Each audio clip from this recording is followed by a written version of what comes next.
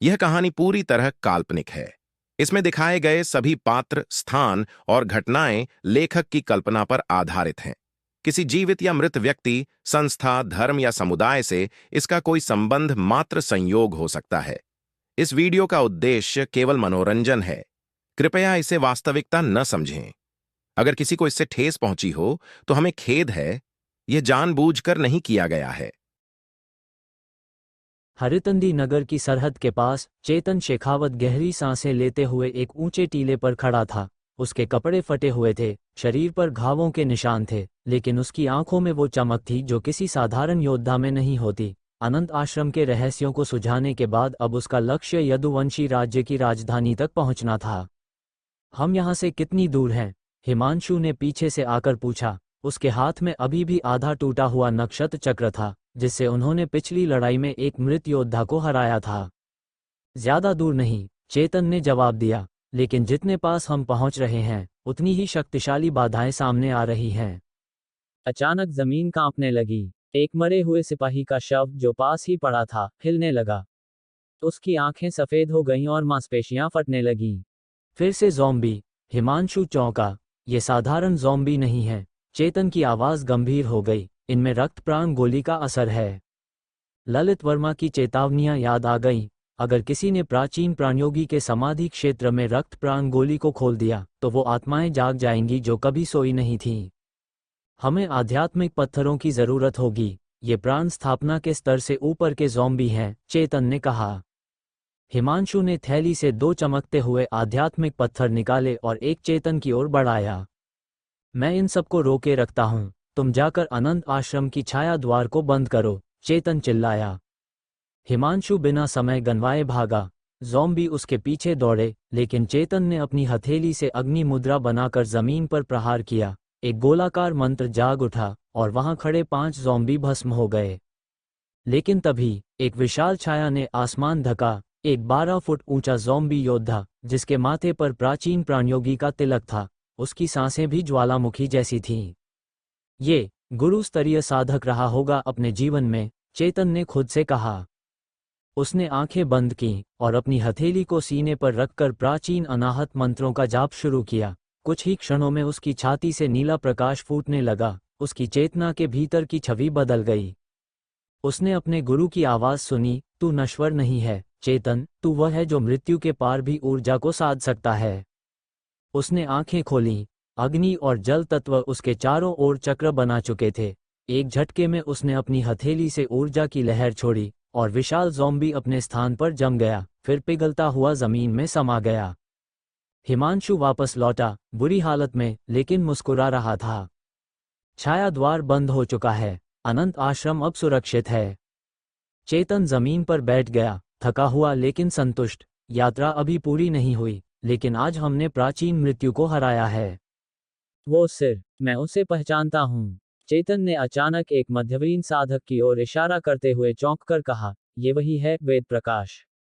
दिव्य तारा संप्रदाय के आंतरिक शिष्य में 9वें स्थान पर था। 7वीं प्राण साधना स्तर का उस्ताद था।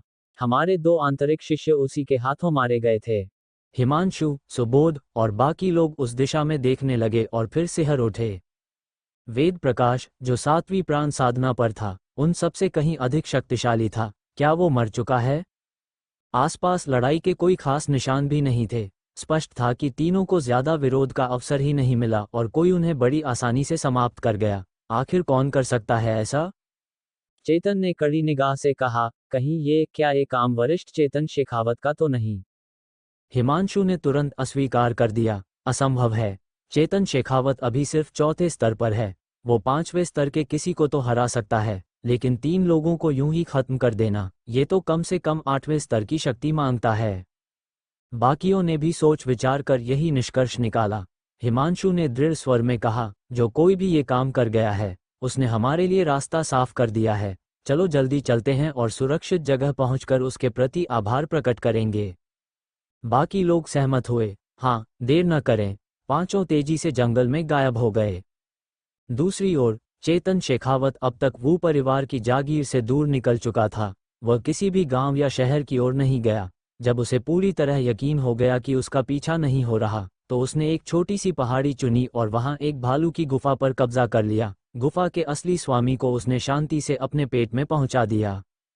उसने आध्यात्मिक ऊर्जा को घुमाया और गुफा की सारी गंदगी और दूषित ऊर्जा को निकाल फेंका। फिर द्वार को छुपाकर वह ध्यानस्थ होकर अपने लाभों की जांच करने लगा।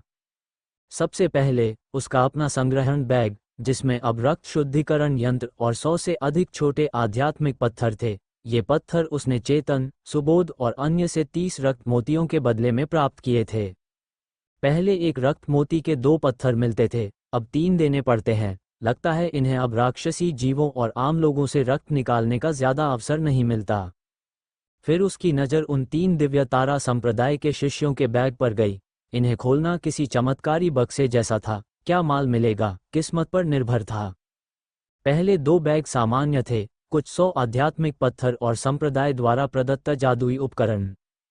लेकिन तीसरे, 7वीं स्तर के साधक के बैग में 2 मध्यम स्तर के पत्थर, 800 से अधिक छोटे पत्थर और एकत्रण यंत्र तथा रहस्यमयी रशन यंत्र का एक सेट मिला। ये किसी गुफा को आध्यात्मिक निवास में बदलने के लिए सर्वोत्तम थे। और फिर एक असाधारण वस्तु, एक काला, शापित ध्वज, जिससे पीड़ित आत्माओं की करुण पुकारें उठ रही थीं। ये अनगिनत आत्माओं का ध्वज है। चेतन की भौहें उठ गईं। यह उच्च श्रेणी का जादुई उपकरण था, जो आमतौर पर प्राण स्थापना स्तर तक ही पहुंच पाता था। ये ध्वज निश्चित रूप से किसी राक्षसी पथ के साधक से मिला था। चेतन समझ गया, दिव्यतारा संप्रदाय का वह शिष्य किसी अनंत आश्रम के साधक को मारकर ये ध्वज छीन लाया होगा और इसे छुपाकर रख लिया होगा। 5 पवित्र संप्रदायों में भी कुछ लोग भीतर से राक्षसी हैं, चेतन ने तिरस्कार से कहा। लेकिन ये ध्वज अब चेतन के पास था और उसे इसे उपयोग करने के लिए किसी को मारने की जरूरत नहीं थी। उस विनाशकारी ग्रह पर हजारों ज़ॉम्बी उसकी प्रतीक्षा कर रहे थे। अब मेरे पास एक और हथियार है, चेतन ने संतोष से सोचा। उसने ध्यानस्थ होकर रक्त दर्पण को अपनी गोद में रखा, जो धीरे धीरे वातावरण की ऊर्जा को सोखने लगा। 5 दिन बाद श्वेत रश्मि पर्वत पर हिमांशु, चेतन, सुबोध और बाकी लोग एक गुफा में छिपे हुए थे। ललित वर्मा को 3 दिन पहले लौट आना चाहिए था, पर अब 5 दिन हो चुके थे। हमें वेश बदलकर नीचे जाकर देखना चाहिए, सुबोध ने कहा। क्यों मैं ही जाऊं? हमेशा मैं ही क्यों? चेतन बड़बड़ाया। मैं ही इस दल का नेता हूं, यह आदेश है, सुबोध ने कड़क आवाज में कहा।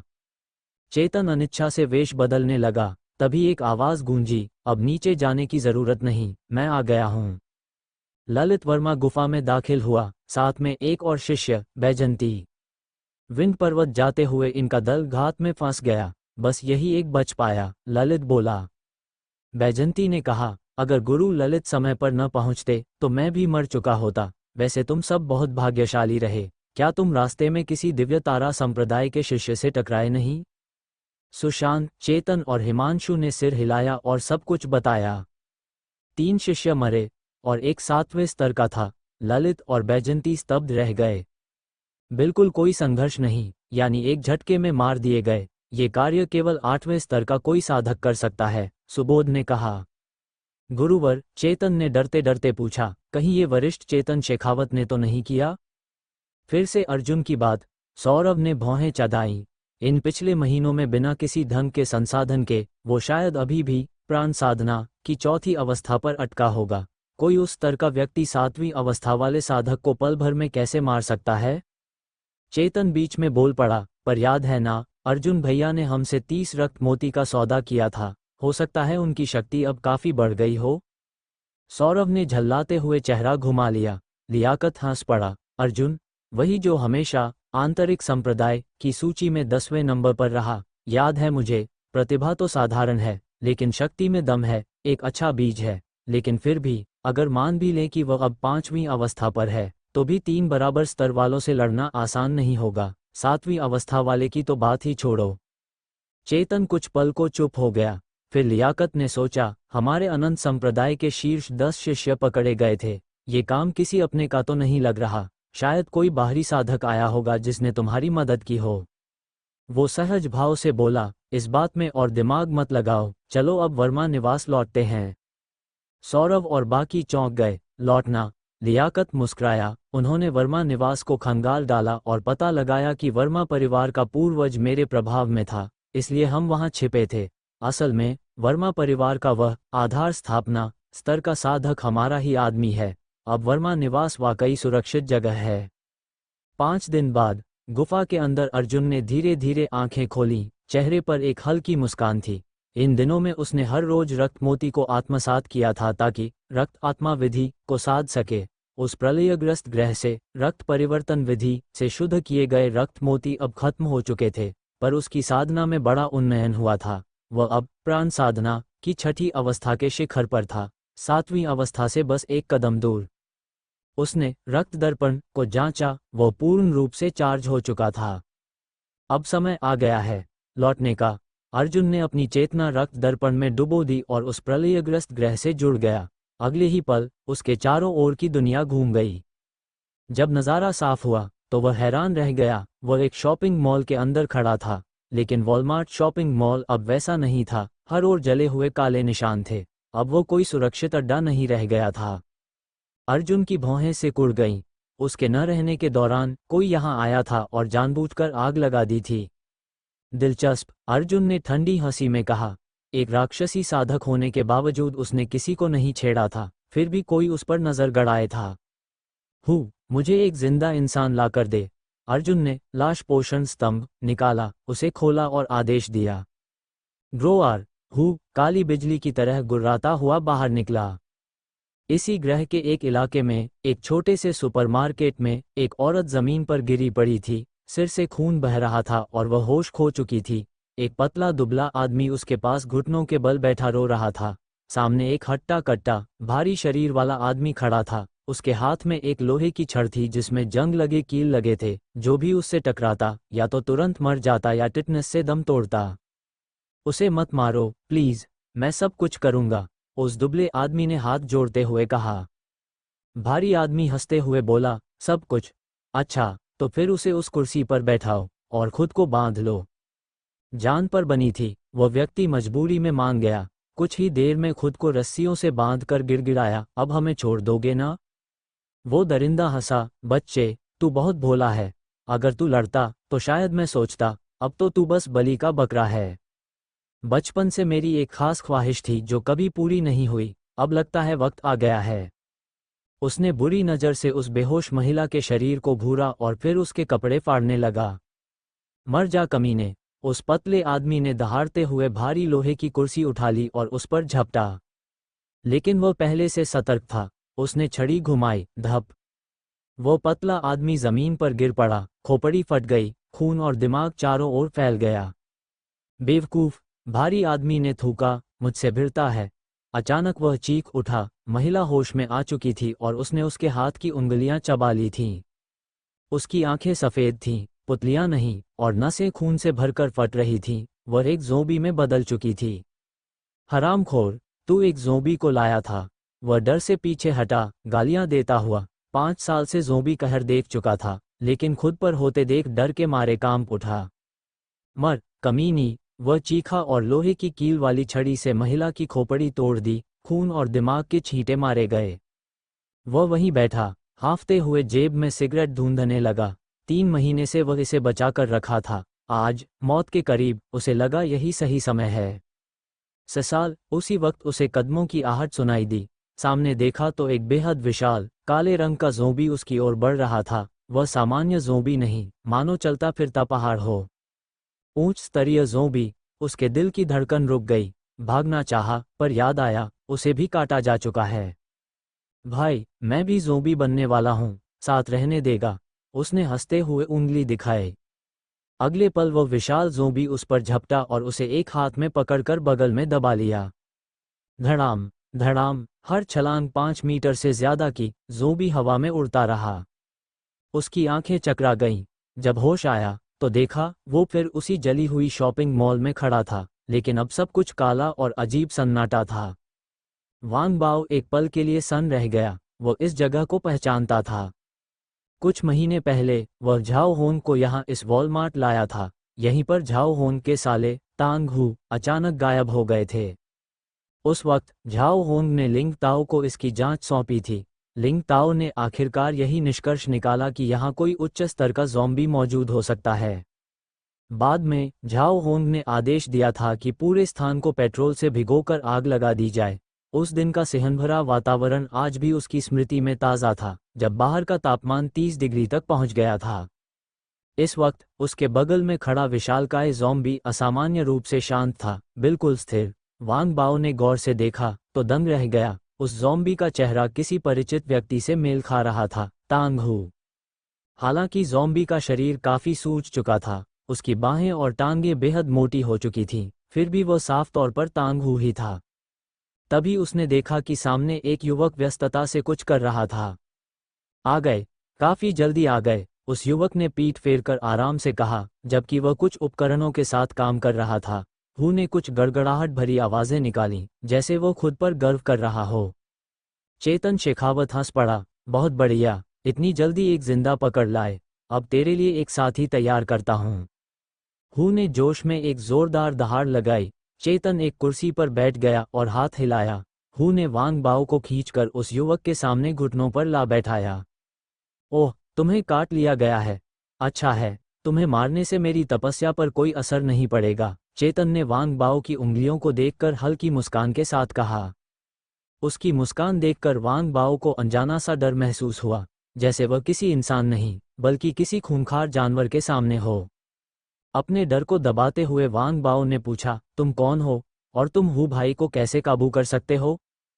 चेतन ने अजीब सी हंसी हंसी, तू हू को जानता है, लगता है तू स्पिरिट हाउंड्स का ही है। वांग बाओ ने सिर हिलाया। चेतन की आंखों में बैंगनी रोशनी सी चमकी। अच्छा है, अब तू मेरे सवालों का जवाब देगा। तभी वांग बाओ को ऐसा लगा जैसे उसकी आत्मा पर कब्जा कर लिया गया हो। वह अब एक कठपुतली बन गया था, जो केवल आदेशों का पालन कर सकता था। यह विधि, जिसे आत्मा बंधन दृष्टि कहा जाता है, प्राण साधना की प्रारंभिक अवस्था की एक साधारण तकनीक थी, जो केवल कमजोर लोगों पर ही काम करती थी। चेतन ने ये तकनीक सिर्फ इसलिए प्रयोग की ताकि उसे वांग बाओ से ज्यादा बातें न करनी पड़ें। नाम? चेतन ने पूछा। वांग बाओ। स्पिरिट हाउंड्स में तेरा पद? बॉस झाओ का विश्वास पात्र। इस जगह को जलाने का आदेश किसने दिया? बॉस झाओ ने हमें जलाने का आदेश दिया था। चेतन ने एक भौं उठाई। सचमुच झाओ होंग ही था। पूछताछ जारी रही और वांग बाओ हर सवाल का जवाब देता गया। कुछ देर बाद आत्मा बंधन दृष्टि का असर समाप्त हो गया और वांग बाओ धीरे धीरे चेतना में लौटा। उसका सिर बुरी तरह धड़क रहा था और वह खुद नहीं समझ पा रहा था कि अभी क्या हुआ था। लेकिन इससे भी बुरा यह था कि अब वायरस उसके पूरे शरीर में फैल चुका था और उसके भीतर खूनी विचार उमड़ने लगे थे। आ! वांग बाओ ने चीखते हुए जोर से चिल्लाया। चेतन ने उंगलियां चटकाईं। हू तुरंत आगे बढ़ा, वांग बाओ को उठाया और उसे एक टब में फेंक दिया, जो पहले से ही शव परिष्करण अमृत से भरा हुआ था। वांग बाओ ने पागलों की तरह उस तरल को पीना शुरू कर दिया और जल्द ही हर आवाज थम गई। आह, नूडल्स तैयार हैं, अब तो स्वाद लेना बनता है, चेतन ने कहा और गर्मागर्म कटोरा उठाकर खाने लगा। खाते खाते उसने आगे की योजना सोचना शुरू कर दिया। वांग बाओ के अनुसार झाओ होंग ने 3 कुत्तों को पाल रखा है, हर एक 3 मीटर से भी बड़ा और बेहद खतरनाक। झाओ होंग खुद तो दुबला दिखता है, लेकिन उसकी ताकत आम इंसानों से कहीं ज्यादा है, और ऊपर से ये उच्च श्रेणी के ज़ॉम्बी भी। क्या ये वायरस से उत्पन्न हुए बदलाव हैं? ये सर्वनाशग्रस्त दुनिया वाकई दिलचस्प है। हो सकता है कुछ शक्तियां मुझे भी चुनौती दे सकें। मुझे एक ऐसा संगठन चाहिए जो मेरे लिए जानकारी इकट्ठा करे, और वैसे भी मैं अकेले जितने ज़ॉम्बी खत्म कर सकता हूं, उसकी एक सीमा है। लेकिन अगर मेरे पास एक गिरोह हो तो बात ही कुछ और होगी। चेतन ने धीरे से सिर हिलाया। स्पिरिट हाउंड्स को अपने अधीन करना फायदेमंद हो सकता है, और अगर बात न बनी तो उन्हें शव पुतलों में बदलना तो विकल्प है ही। 2 दिन बाद चेतन ने उस कठोर शव पुतले की जांच की जिसे उसने खुद तैयार किया था, और संतुष्टि से सिर हिलाया। उसने उसे शव पोषण स्तंभ में रखा और उसमें आध्यात्मिक ऊर्जा प्रवाहित कर एक पहचान विधि का प्रयोग किया। तीसरे स्तर का शव सैनिक, मध्यम प्रतिभा। इसकी विधियां हैं छाया संचलन और यिन अग्निशूल। बुरा नहीं। चेतन ने एक भौं उठाई। दोनों ही शव पुतलों में मध्यम प्रतिभा थी। छाया संचलन से वह चुपचाप और तेज गति से लगभग अदृश्य हो सकता था, और यिन अग्निशूल से हथेली में यिन ऊर्जा इकट्ठा कर वह तीव्र वार करता था। बहुत बढ़िया। छाया संचलन और यिन अग्निशूल की जोड़ी एक आदर्श हत्यारे की तरह है, चेतन ने मुस्कराते हुए कहा। आज से तेरा नाम बाव होगा। चेतन ने उस शव पुतले के कंधे पर हाथ पटका। बाव ने उत्साहित होकर जोर से दहाड़ लगाई, जैसे वह अपने पुनर्जन्म का उत्सव मना रहा हो। गुर गुर, पास खड़ा हूँ असंतोषजनक आवाज में गरजा। बाव तुरंत चुप हो गया और गर्दन झुका ली, हु के सामने सम्मान प्रकट करता हुआ। हु ने कुछ और बार दहाड़ लगाई, मानो खुश हो। इतनी छोटी सी देर में दोनों शव पुतलों के बीच अधिकार क्रम भी तय हो गया। चेतन ने अंगड़ाई ली और मंद मुस्कान के साथ कहा, अब समय हो गया है, चलो हरितंदी नगर के हाताई होटल की ओर चलते हैं। गुर गुर, हु और बाव दोनों ने जोश से दहाड़ लगाई, उनकी आंखों में खूनी चमक उभर आई थी। हाताई होटल के प्रवेश द्वार पर पहले केवल एक छोटा सा सुरक्षा केबिन था, लेकिन झाओ होंग के आदेश पर वहां अब एक 3 मीटर ऊंचा वॉच टावर खड़ा था। उस पर 2 आदमी निगरानी के लिए तैनात थे, लेकिन वे चौकसी की बजाय ताश के पत्तों से खेल रहे थे। हालांकि स्पिरिट हाउंड्स की संख्या 300 से अधिक थी और वे खून खराबे के लिए कुख्यात थे, फिर भी पूरे हरितंदी नगर में केवल ब्लैक ब्लेड सिक्योरिटी ही थी जो उनसे टक्कर ले सकती थी। बाकी सारे अकेले बचे लोग या छोटे छोटे दल उनसे भिड़ने की हिम्मत नहीं करते थे। वॉच टावर पर तैनात दोनों आदमी ताश में डूबे हुए थे। चेतन जब पास आया तो उसने उनकी आवाजें साफ साफ सुनी। बड़ी मस्ती कर रहे हो भैया लोगों। दोनों चौकन्ने हो गए, ताश फेंक दी और खड़े हो गए। उन्होंने देखा, सामने 3 लोग खड़े थे। आगे एक सुंदर युवा जो किसी कल्पनालोक के पात्र जैसा कपड़े पहने था। उसके पीछे 2 भारी भरकम और डरावने चेहरे वाले पुरुष खड़े थे, जो जैसे अभी दौड़कर किसी को चबा डालेंगे। कौन हो तुम? पहरेदारों ने पूछा। चेतन मुस्कुराया, स्पिरिट हाउंड्स का नया मालिक। दोनों ने एक दूसरे की ओर देखा और हंसने लगे। ये तो हद है। तू, एक बच्चा जो अभी पूरी तरह मर्द भी नहीं बना, अब हमारा बॉस बनेगा। हंसी के बाद उनकी शक्लें सख्त हो गईं। हमारा खेल बिगाड़ रहा है, जा भाग यहां से। उन्होंने पास पड़ी कुछ गंदगी उठाई और चेतन की तरफ फेंक दी। चेतन शेखावत बेपरवाह खड़ा रहा जब हिमांशु तेजी से उसके सामने आ गया। एक जोरदार टकराहट के साथ उसने उनके ऊपर फेंका गया गंदगी चटकाया।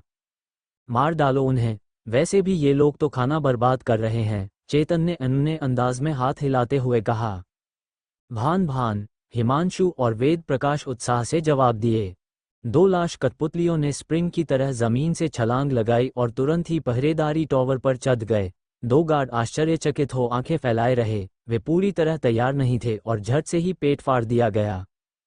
हिमांशु और वेद प्रकाश अपनी दावत का आनंद लेते हुए जोर से खा रहे थे। खाना बंद करो, दरवाजा खोलो, चेतन ने आराम से आदेश दिया। हिमांशु ने थोड़े शर्मीले भौंकते हुए दरवाजे की ओर दौड़ा और अपनी एक पंजे की ताकत से दरवाजा तोड़ दिया। फिर चेतन निश्चिंत होकर हाताई होटल में घुस गया। दरवाजे की तेज आवाज ने अंदर बैठे कई लोगों का ध्यान खींचा। वे खिड़कियों से झांकने लगे या बाहर आए तो देखकर दंग रह गए कि चेतन और 2 गार्ड खा रहे हैं। अफरा तफरी फैल गई। हे भगवान, ज़ोंबी हमारे मुख्यालय में घुस गए। तुरंत ही लगभग 20 लोग लंबी बंदूकें और डंडों से लैस होकर चेतन का सामना करने निकले। वे इस अजीब कपड़ों वाले युवक को घूरने लगे, अजीब डर महसूस करते हुए। मैं जाओ होंग से मिलने आया हूं, चेतन ने बेरुखी से कहा। बकवास, क्या तुझे लगता है तुम बस बॉस से मिल सकते हो? एक ने हंसकर उसे चुनौती दी। चेतन ने बस हाथ हिलाया और वेद प्रकाश झपट कर निकला। भीड़ से एक आदमी को पकड़कर उसकी गर्दन काट दी। खून फव्वारे की तरह बाहर निकला, जिससे बाकी लोग कांप उठे। उनकी नजरें चेतन पर पूरी तरह बदल गईं। ज़ोंबी उसकी आज्ञा मान रहे थे। यह आदमी ज़ोंबी को नियंत्रित कर सकता है। कोई आश्चर्य नहीं कि उसने स्पिरिट हाउंड्स के गढ़ पर धावा बोला। कुछ ने हिमांशु और वेद प्रकाश को गौर से देखा, पहचान कर चिल्लाए, वे हिमांशु भाई और वेद प्रकाश भाई हैं। बाकी लोग भयभीत होकर समझ गए। तांग हिमांशु जाओ होंग के साले थे और वांग वेद प्रकाश उनके विश्वसनीय साथी, दोनों स्पिरिट हाउंड्स में कभी बड़े पद पर थे। अब दोनों ज़ोंबी बनकर इस युवक की आज्ञा मान रहे थे। स्थिति पूरी तरह अविश्वसनीय थी। चेतन ने भौहें चढ़ाईं, धीमे सोचते हुए कि ये नादान गुंडे अभी तक जाओ होंग नहीं ला सके। उसे स्पिरिट हाउंड्स की उपयोगिता पर शक होने लगा। ये लोग मुफ्तखोर ज्यादा लग रहे थे, काम के नहीं। शायद इन लाश कठपुतलियों को इन्हें खा लेने देना बेहतर था। भीड़ में से अचानक एक आवाज आई और लोग रास्ता बनाकर एक कंगाली सी आकृति आगे बढ़ी। उसके साथ 3 विशाल मांसल कुत्ते थे, हर एक में खून की प्यास की आभा थी। यह जाओ होंग था, स्पिरिट हाउंड्स का नेता। चेतन ने उसे थोड़ा हैरानी से देखा। उसे जाओ होंग से ऊर्जा की एक अनोखी तरंग महसूस हुई, जो प्राण साधना जैसी नहीं थी, बल्कि कमजोर और अलग थी। फिर भी स्पष्ट था कि जाओ होंग की मजबूत शारीरिक स्थिति और बड़े कुत्तों को पालने की क्षमता इसी अजीब ऊर्जा का नतीजा थी। अगर उसे लाश कठपुतली में बदला जाए तो उसकी ताकत निश्चय ही जबरदस्त होगी, चेतन ने सोचा। उसकी निगाहें जाओ होंग को एक नायाब कला के टुकड़े की तरह देख रही थीं। ये देखकर जाओ होंग को असहजता हुई। फिर भी चेतन को कोई आम आदमी समझते हुए, खासतौर पर ज़ोंबी को नियंत्रित करने की उसकी अनसुनी क्षमता के कारण, जाओ होंग ने शांति से पूछा, तुम कौन हो, मुझसे क्यों मिलना चाहते हो, और असल में क्या चाहते हो?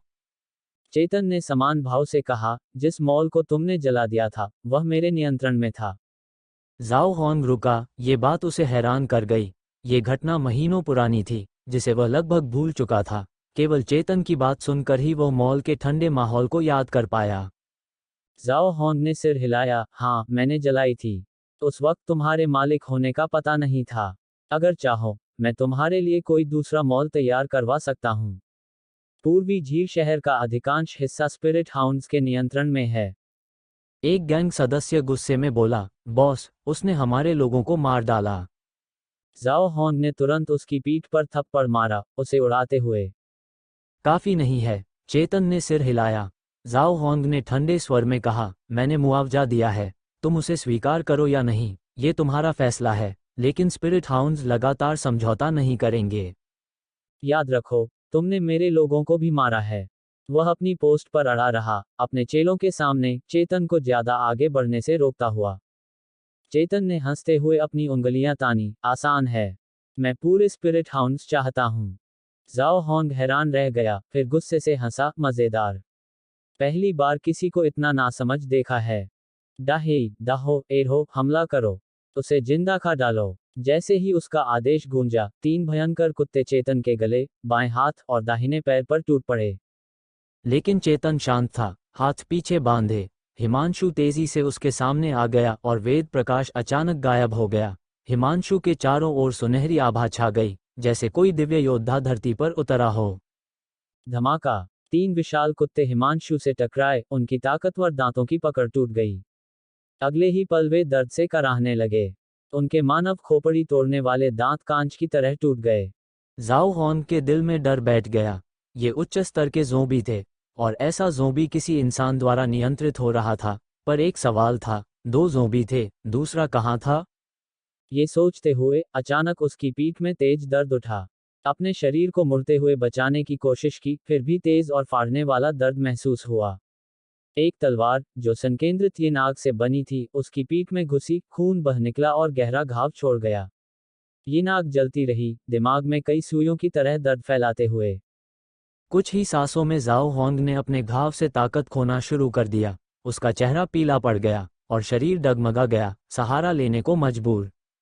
कराहने की आवाजें गूंजने लगीं।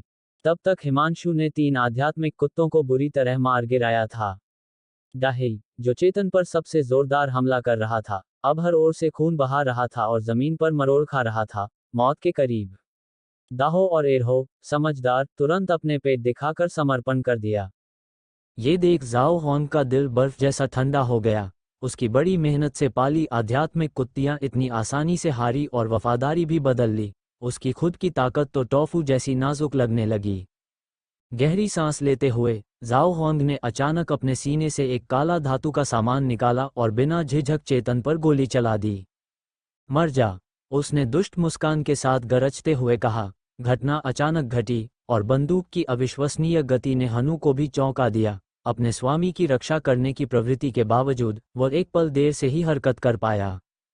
चिराग शेखावत ने काली बंदूक और उसमें से निकलती चमक को देखा, लेकिन उसकी आंखों में जरा भी डर नहीं था। एक फुर्तीली हरकत में उसकी हथेली से रक्त की एक धार निकली, मानो लाल बिजली की लकीर हो। छनन। गोलियां उस रक्तरेखा से टकराईं और जैसे किसी स्टील प्लेट से टकरा गई हो, उनका रास्ता बदल गया। एक गोली भीड़ में जाकर घुस गई। एक आदमी की चीख सुनाई दी और वह पीछे गिरा, खून के तालाब में गिरा पड़ा। गोली ने उसकी आंख को चीरते हुए उसके मस्तिष्क को भेद दिया था। जय हांडा की आंखें हैरानी से फटी रह गईं। ये कैसी रक्तरेखा थी जो गोली रोक सकती थी? वो गुस्से में दहाड़ा और फिर गोली चलाई। ठान्या ठान्या ठान्या। 3 गोलियां और चलाई गईं, लेकिन वह रक्त की लकीर उन्हें भी सरलता से मोड़कर दूर फेंक देती रही। कोई भी गोली चिराग को नहीं लगी, पर प्रेत शिकारी गिरोह के 3 और सदस्य जमीन पर गिर पड़े। जय हांडा पूरी तरह स्तब्ध था। उसके पास केवल 4 गोलियां थीं और सभी व्यर्थ हो गईं। अब वह साफ देख सकता था, वह रक्तरेखा असल में एक रक्तवर्णी कीड़ा था। ये युवक न केवल ज़ॉम्बीज़ को नियंत्रित कर सकता था, बल्कि कीड़ों को भी। ये डरावना था। चिराग ने हाथ बढ़ाया और ब्लड स्टील वायर पर हल्के से हाथ फेरा। शांत स्वर में पूछा, क्या ये बंदूक तुम्हारा आखिरी दांव था?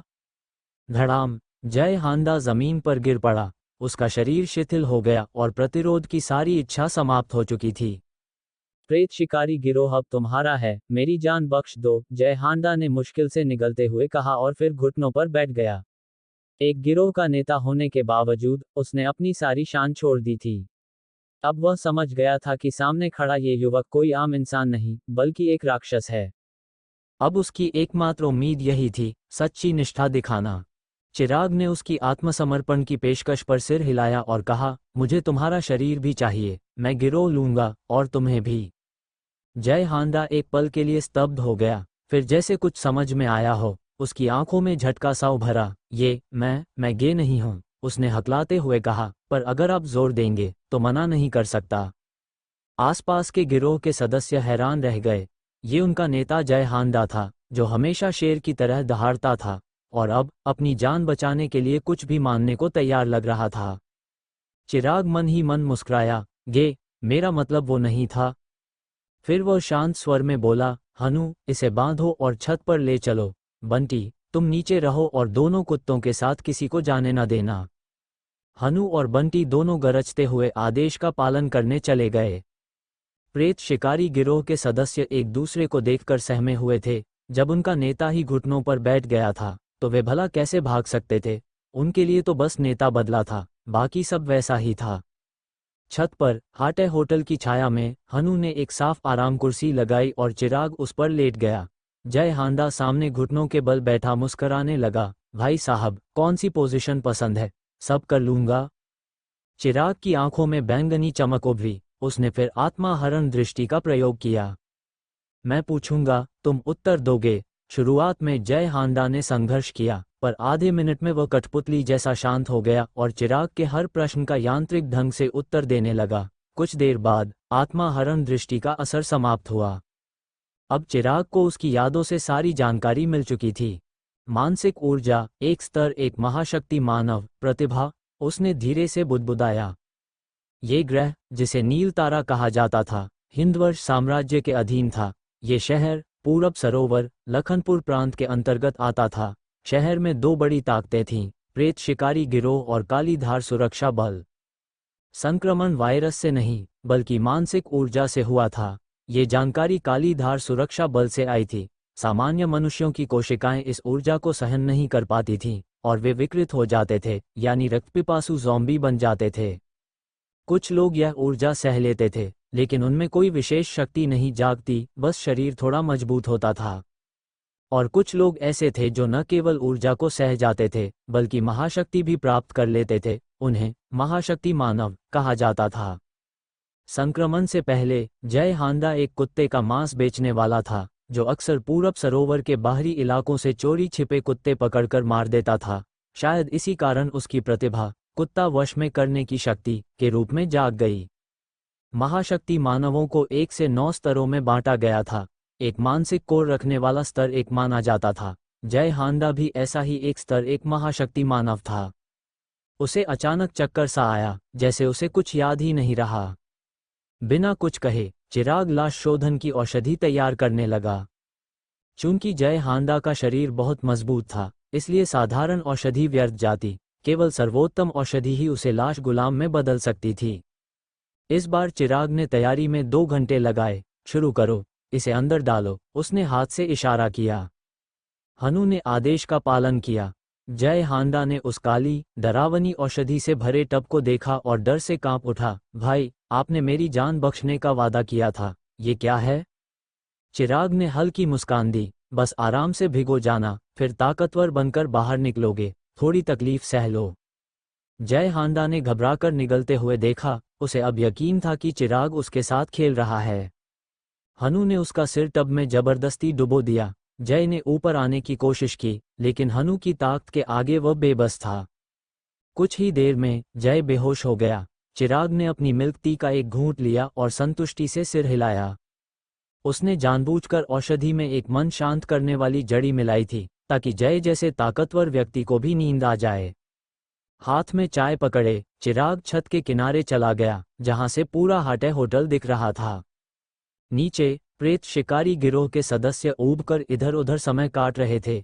कोई ताश खेल रहा था, कोई बातें कर रहा था, और कुछ यूं ही लड़ने लगे थे। इंसानों को हर दिन खाना और पीना होता है, चिराग ने धीरे से कहा, और उनके दिल हमेशा पेट के पीछे छिपे रहते हैं। इन प्रेत शिकारी लोगों में शायद ही कोई नेक इंसान हो, इन्हें मारना कोई पाप नहीं। ऐसे में क्यों न सबको लाश गुलाम बना दूं? मरे हुए लोग ज्यादा वफादार होते हैं। उसने फिर एक घूंट लिया और कहा, हनु, चुनाव करो। जो ताकतवर हैं उन्हें लाश बनाने के लिए रख लो, बाकी को भोजन में बदल दो। हनु ने खुशी में दहाड़ लगाई। बंटी और ब्लड स्टील वायर के लिए भी कुछ बचा कर रखना, चिराग ने चेताया। सब कुछ अकेले न खा जाना। हनु ने अनिच्छा से सिर हिलाया और खुशी खुशी नीचे कूद पड़ा। अगर आप लोग इस कहानी का अगला भाग सुनना चाहते हैं तो जल्दी से मेरे चैनल को सब्सक्राइब करें और मुझे बताएं कि आपको यह कहानी कैसी लगी।